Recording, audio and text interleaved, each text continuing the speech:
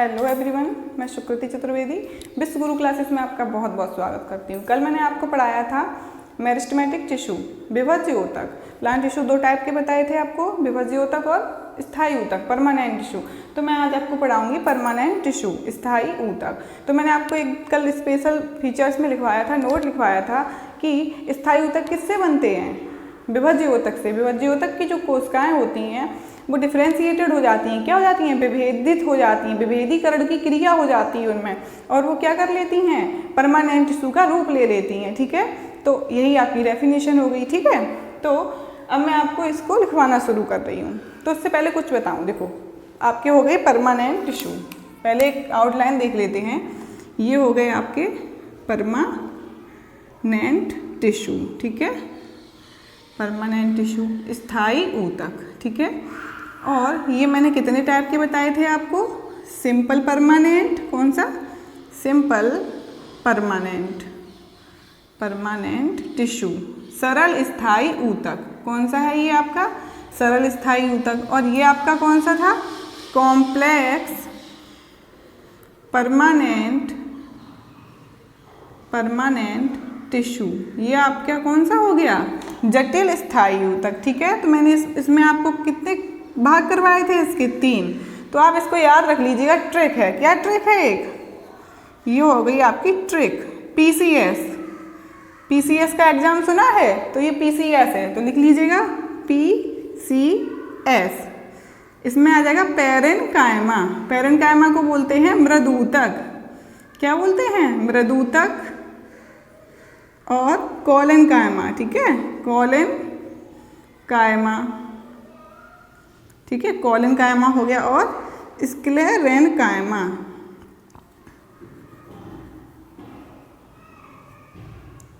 स्थूल कोण ऊतक, ये हो गए आपके स्थूल कोण ऊतक, है ना। और ये हो गए आपके कौन से, दृढ़ ऊतक, दृढ़ ऊतक। ठीक है, तो आपके आज मैं क्या पढ़ाऊंगी आपको, परमानेंट टिश्यू, और परमानेंट टिश्यू में कौन से, सिंपल परमानेंट टिश्यू पढ़ाऊंगी। और उस सिंपल परमानेंट टिश्यू में भी कौन सा टिश्यू, पैरेन्काइमा, मृदूतक। अब पैरेन्काइमा को मृदूतक क्यों बोलते हैं, मृदूतक इसको इसलिए बोलते हैं क्योंकि इसमें क्या होती हैं, ये पौधे के कोमल अंगों में पाए जाते हैं। मृदूतक का मतलब कोमल, ये पौधे के कोमल भागों में पाए जाते हैं।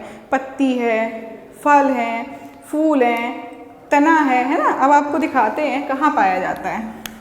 तो ये आपका जो पैरेन्काइमा है, ये देखिए, ये आप तना मान लीजिए आपने तना काटा, ठीक है, किसी पौधे का तना काटा, ठीक है, तो उसमें यहाँ पे और भी सेल होंगी। ठीक है, ये हो गई सेल। फिर यहाँ पे उसमें क्या लगे होते हैं आपके, जाइलम और फ्लोएम। बीच में क्या होते हैं आपके, जाइलम और फ्लोएम। जाइलम फ्लोएम मैंने बताया था आपके कौन से टिश्यू हैं, जाइलम और फ्लोएम। जाइलम फ्लोएम क्या है, कॉम्प्लेक्स परमानेंट टिश्यू है। तो उनके बीच में क्या होता है, यहाँ पे बीच में क्या होता है, पिथ होता है, क्या होता है, पिथ, इसको क्या बोलते हैं, पिथ। ठीक है, और ये आपके ठीक है, ये आपका फ्लोएम हो गया, फ्लोएम, और ये अंदर वाले जाइलम हो गए। ठीक है, ये आपकी एपिडर्मिस हो गई है ना। सबसे बाहर का क्षेत्र क्या होता है, एपिडर्मिस। ठीक है, अभी आपको मैं पढ़ाऊंगी एपिडर्मिस तो पता चल जाएगा। मैं आपको बताना क्या चाह रही हूँ, पिथ। ये जो पिथ का एरिया है आपका, ये क्या है आपके, पैरेन्काइमिक टिश्यू, मृदूतक है आपके। बीच में क्या होते हैं, मृदूतक।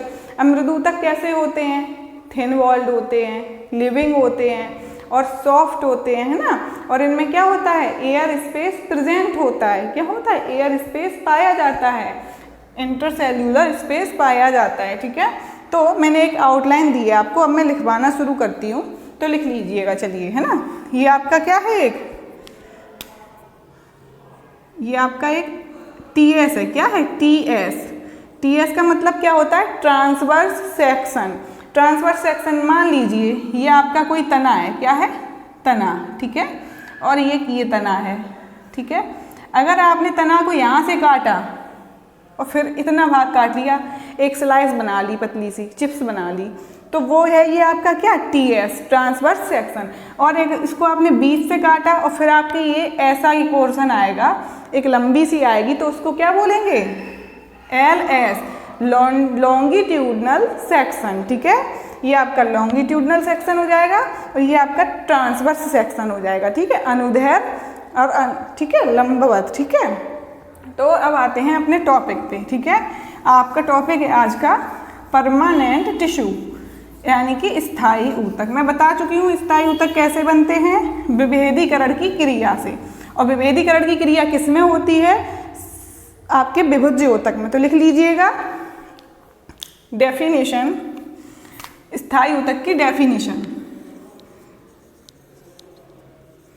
डेफिनेशन क्या है, परिभाषा क्या है इसकी, विभज्य ऊतक कोशिकाओं द्वारा बनी कोशिकाएं जो विशिष्ट कार्य करती हैं क्या कहलाती हैं, स्थायी ऊतक कहलाती हैं। ठीक है, लिख लीजिएगा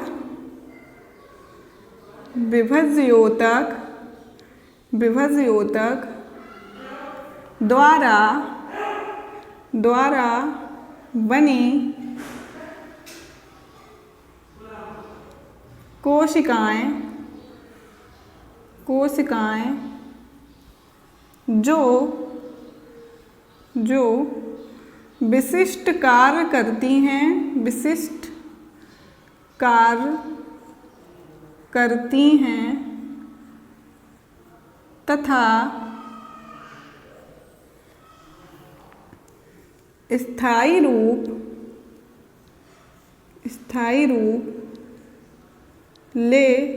लेती हैं।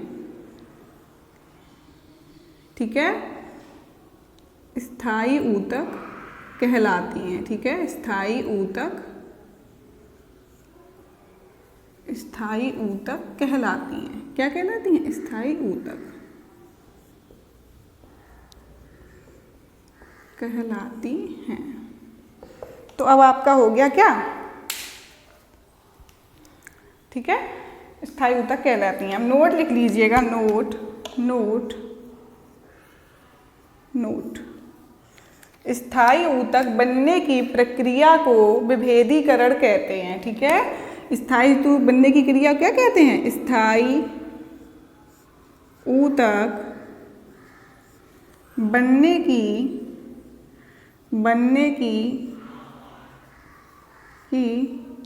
क्रिया को विभेदीकरण क्या बोलेंगे, विभेदीकरण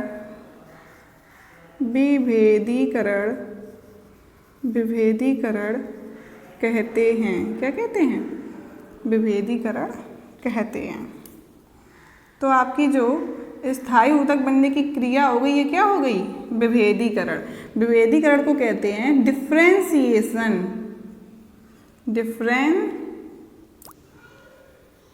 डिफ्रेंसिएशन। ठीक है, डिफ्रेंसिएशन विभेदीकरण कहते हैं। अब आते हैं आपके ये कैसे होते हैं ना, इनके प्रॉपर्टी क्या होते हैं, गुण या विशेषताएं। तो लिख लीजिएगा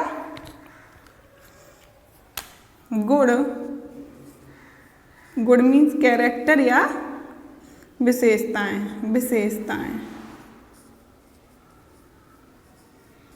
ये हो गई आपकी विशेषताएं। तो इसकी नंबर 1 विशेषता क्या हो जाएगी, ये कैसे होते हैं, ये होते हैं थिन वॉल्ड या थिक वॉल्ड। ठीक है, और इनमें क्या होता है, एयर स्पेस पाया जाता है। ठीक है, लिख लीजिएगा यह है थिन या थिक वॉल्ड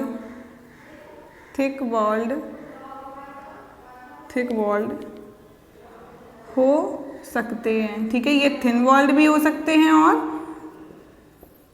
थिक वॉल्ड भी, यानी पतली भित्ति वाले भी हो सकते हैं और मोटी भित्ति वाले भी। ठीक है, इनमें डिवीज़न की क्षमता नहीं पाई जाती है, की क्षमता नहीं पाई जाती है, नहीं पाई जाती है। बहुत इम्पोर्टेंट चीज़ है ये, जब विभज्योतक का मतलब होता है डिवाइड होने वाला, विभाजित होने वाला। और जब विभज्योतक में कौन सी क्षमता खत्म हो जाती है, विभाजन की, तो आपका क्या बन जाता है, परमानेंट टिश्यू। तो ये इसकी एक विशेषता हो गई क्या, इनमें डिवीजन की क्षमता नहीं पाई जाती है। और तीसरा पॉइंट है आपका, इनमें लार्ज वैक्यूल पाई जाती है। और मैंने आपको बताया था कि आपके जो विभज्योतक थे उनमें क्या था, वैक्यूल एब्सेंट थी, है ना, वैक्यूल पाई जाती है। इनमें क्या पाई जाती है, लार्ज वैक्यूल पाई जाती है। ठीक है, तो ये आपके इसके गुण और विशेषताएं हो गई। ठीक है, अब आते हैं इनके कार्य पे। ठीक है, इनके फंक्शन लिखते हैं, कार्य। तो कार्य के लिए मैंने एक ट्रिक बताई है, जैसे मैंने आपको ट्रिक बताई थी टाइप्स के लिए PCS, ऐसे ही आपकी एक ट्रिक है। तो ट्रिक लिख लीजिएगा, याद करने का एक शॉर्ट फॉर्म है। ठीक है, ये हो गया आपका PP और SS। तो पहला कार्य आपका क्या हो गया, फोटोसिंथेसिस। आपके परमानेंट टिश्यू होते हैं, ये क्या करते हैं, फोटोसिंथेसिस, यानी प्रकाश संश्लेषण की क्रिया। क्या करते हैं, प्रकाश संश्लेषण की क्रिया। ठीक है, दूसरे P से आपका क्या मतलब आ जाएगा, प्रोटेक्शन देते हैं। क्या देते हैं, सुरक्षा, क्योंकि कैसे होते हैं, हार्ड होते हैं ना, प्रोटेक्शन का मतलब क्या होता है, सुरक्षा देते हैं। ये क्या देते हैं, सुरक्षा। और अब S पे आ जाइए, S पे क्या करते हैं, स्टोरेज यानी संचय। किसका संचय करते हैं, फूड का, स्टोरेज ऑफ फूड। ठीक है, फूड का संचय करते हैं। अब एक S पे हो गया स्टोरेज, एक P से हो गया आपका प्रोटेक्शन, एक से हो गया फोटोसिंथेसिस। अब दूसरे S से क्या आएगा, ये क्या देते हैं आपको, सपोर्ट।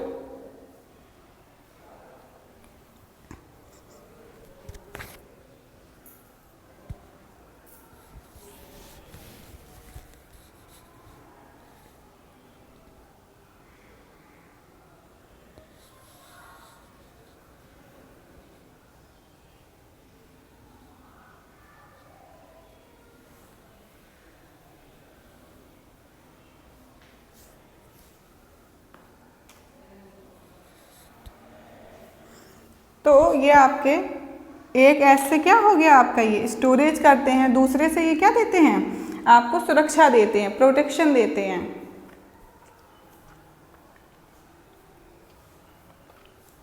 मैं आपको कार्य में बता रही थी कि इनका एक काम हो गया फोटोसिंथेसिस, दूसरा हो गया प्रोटेक्शन सुरक्षा, तीसरा हो गया स्टोरेज यानी स्टोरेज ऑफ फूड का, और आपका तीसरा हो गया सपोर्ट। क्या हो गया, सपोर्ट का मतलब ये सहारा देते हैं, क्या, सहारा।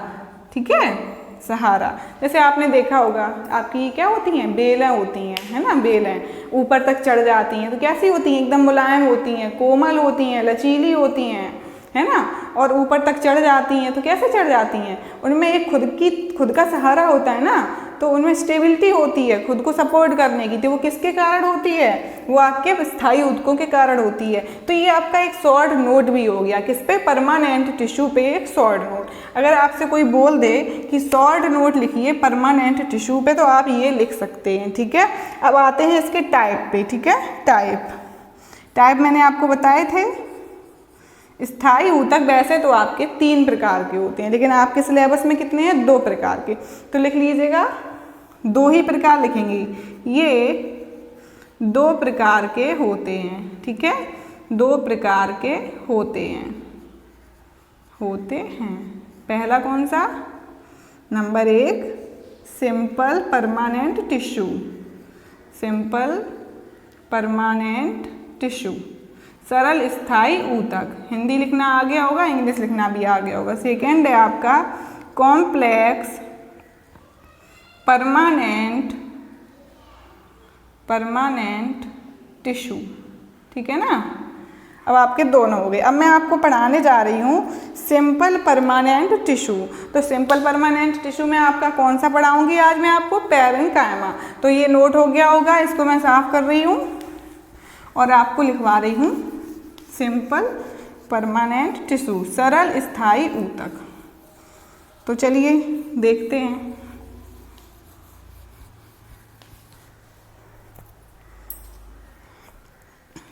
Number 1 simple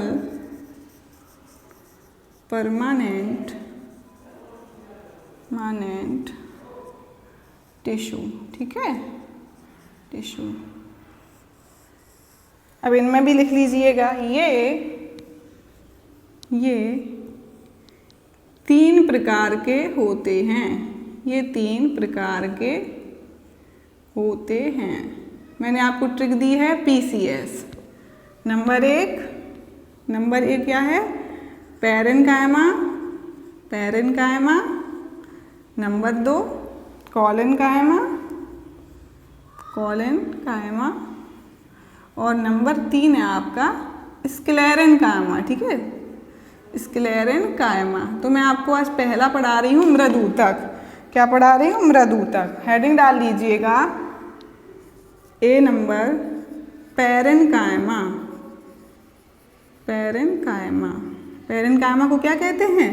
मृदूतक। तो इसके नाम से ही पता चल रहा है मृदु का मतलब कैसा हो गया? कोमल। तो लिख लीजिएगा, ये पौधों के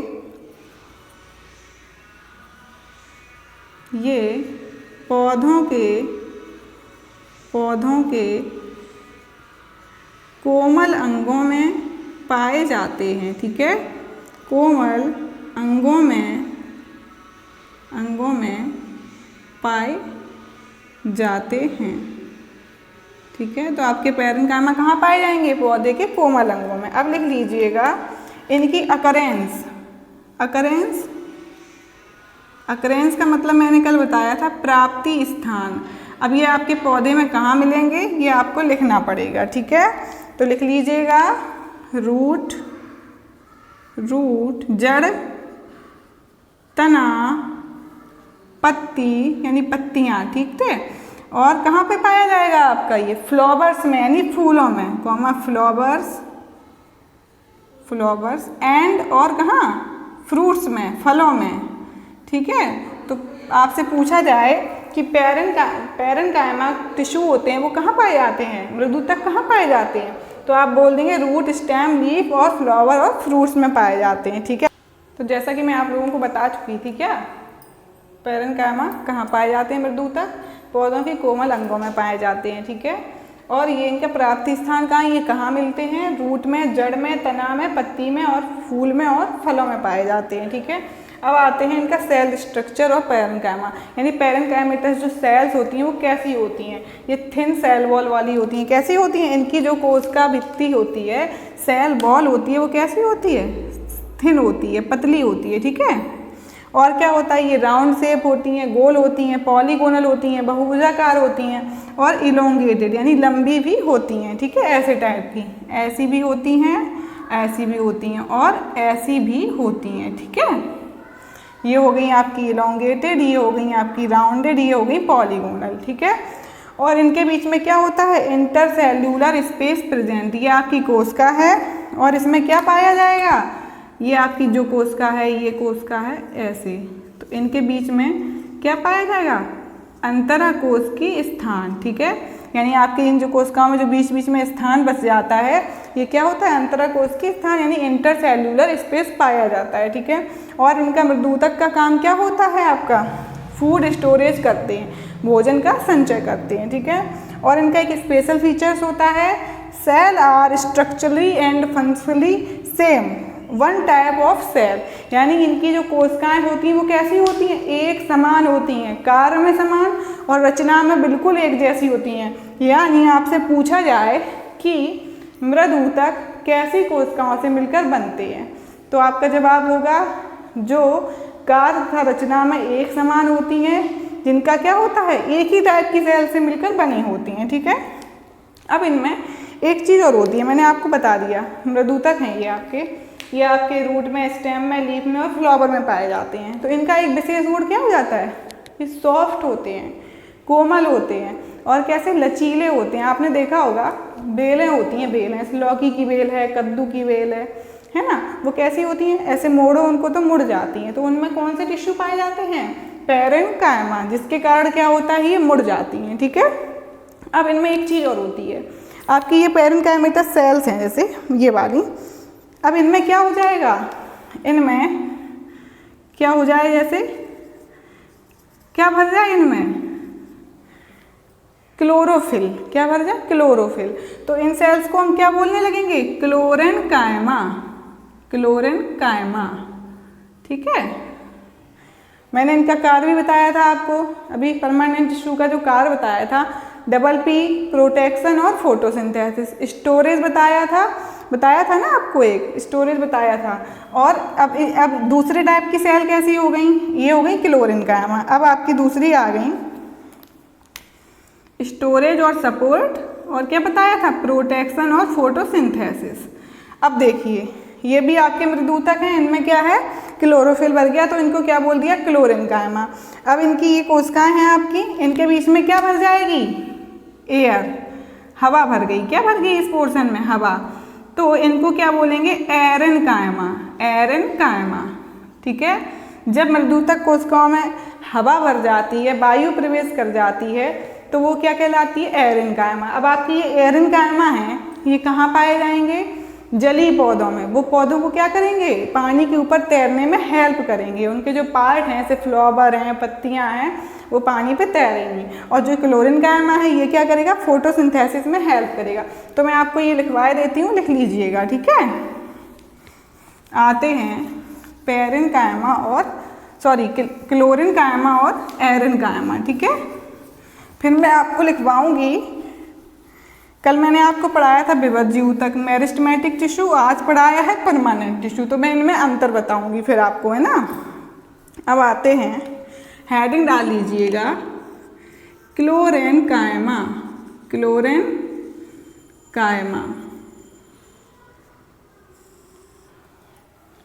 क्लोरेन्काइमा लिख लीजिएगा। जब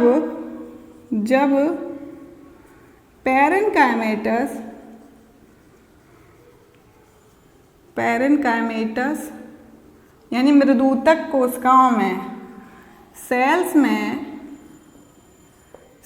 में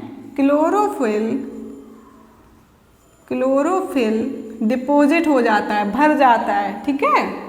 भर जाता है,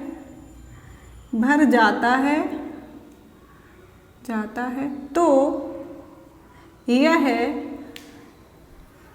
क्लोरेन्काइमा कहलाता है। क्या कहलाता है, क्लोरेन्काइमा कहलाता है,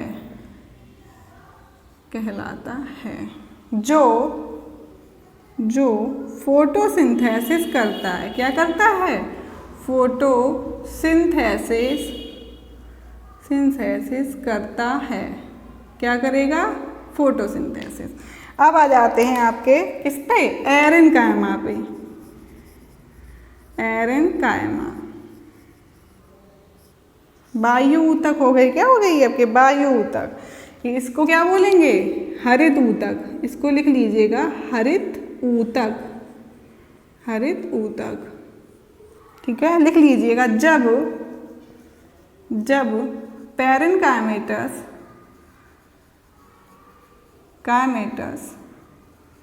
सेल्स में हवा भर जाती है,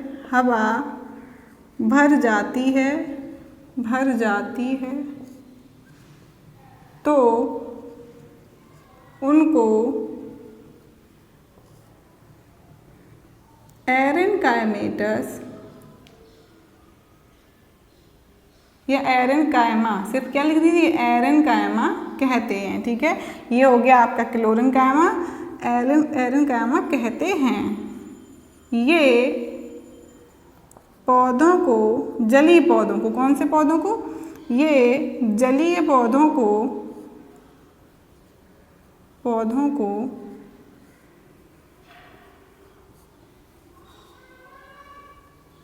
बायोन्सी क्या होती है, तैरने की क्षमता, बायोन्सी प्रदान करती हैं और पार्ट और प्लांट के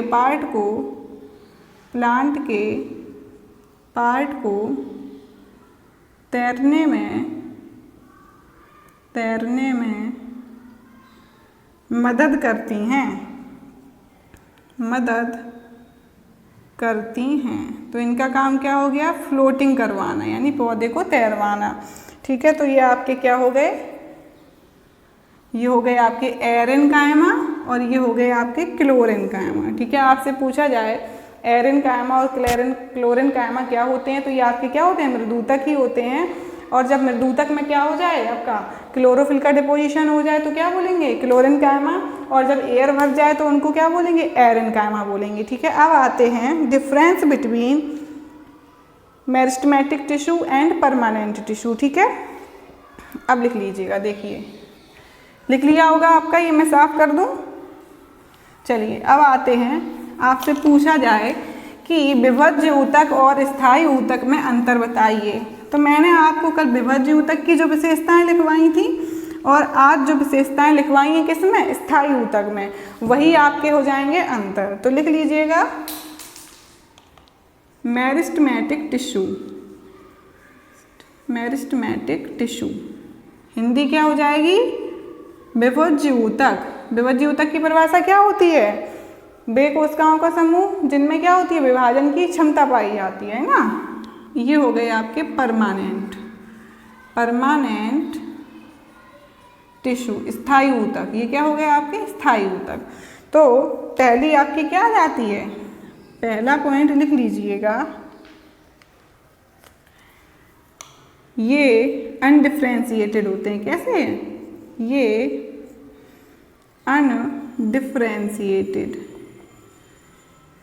मैंने आपको अभी लिखवाया कि ये कैसे होते हैं? विभेदीकरण की क्रिया से बनते हैं। ठीक है, यानी इनमें क्या परिवर्तन हो जाता है तब ये बनते हैं, और लेकिन इनमें तो खुद में कोई परिवर्तन होता ही नहीं है। यानी विभज्य ऊतक की जो कोशिकाएं होती हैं वो विभज्य ऊतक की ऐसी रहती हैं, उनमें क्या होता है? लगातार विभाजन होता रहता है। और जब विभाजन की क्षमता खत्म हो जाती है, स्थायी हो जाते हैं ये ना, तो ये कैसे हुए? ये अनडिफरेंशिएटेड होते हैं। ये आपके कैसे हो गए? ये डिफरेंशिएटेड होते हैं। मैंने आपको लिखवाया भी था, इनमें क्या पाई जाती है? लार्ज वैक्यूल, और इनमें वैक्यूल एब्सेंट होती है। तो आपका दूसरा पॉइंट यही हो जाएगा, वैक्यूल एब्सेंट। इसमें क्या हो जाएगा? Large vacuole present.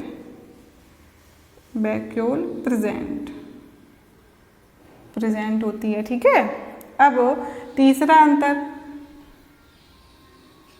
ये इसमें क्या होता है? विभाजन की क्षमता नहीं, विभाजन की बहुत क्षमता होती है और इनमें विभाजन की क्षमता खत्म हो जाती है। लिख लीजिएगा, विभाजन की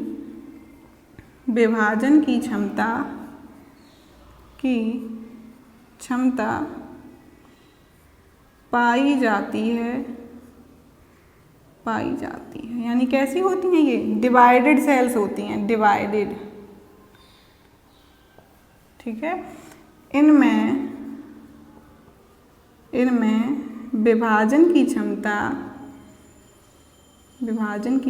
नहीं होती है। ठीक है, क्षमता नहीं होती है। कैसी होती है? Lake of division. ठीक है, अब इसमें आ गया क्या? चौथा पॉइंट आपका यही हो जाएगा। इनमें क्या होता है? सेल डिवीज़न होता है ना। और इनमें क्या होता है? नॉट फाउंड, नहीं पाया जाता है। ठीक है, नॉट फाउंड, नहीं पाया जाता है। तो आते हैं, आज की क्लास का एक क्विक रिवीजन है। मैंने आपको पढ़ाया परमानेंट टिश्यू, स्थायी ऊतक। स्थायी ऊतक क्या होते हैं? जब विभज्य ऊतक की कोशिकाएं एक विशिष्ट कार्य करने लगती हैं और स्थायी हो जाती हैं। किस ऊतक में बदल जाती हैं? परमानेंट टिश्यू में बदल जाती हैं। तो वो क्या कहलाती हैं? स्थायी ऊतक कहलाती हैं। ठीक है, और ये कहाँ भाई कैसे होते हैं? ये स्थायी ऊतक कैसे होते हैं? मैंने आपको क्या बताया है? कि इनमें विभाजन की क्षमता खत्म हो जाती है बिल्कुल, ठीक है। तब ये स्थायी और कैसे होते हैं, डिफ्रेंशिएटेड होते हैं, है ना।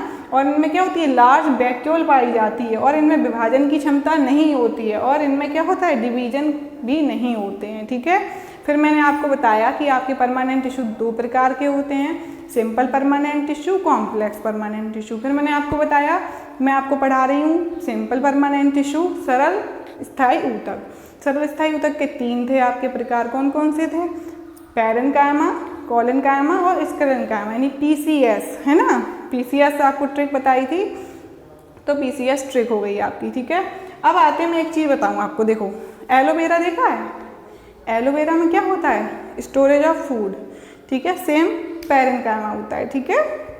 और एक इकॉर्निया प्लांट होता है, जलीय पौधा होता है, वो पानी पे तैरता है, तो उसमें क्या पाई जाती हैं, एरेन्काइमा, ठीक है। तो उम्मीद करते हैं आपको आज की क्लास समझ में आई होगी।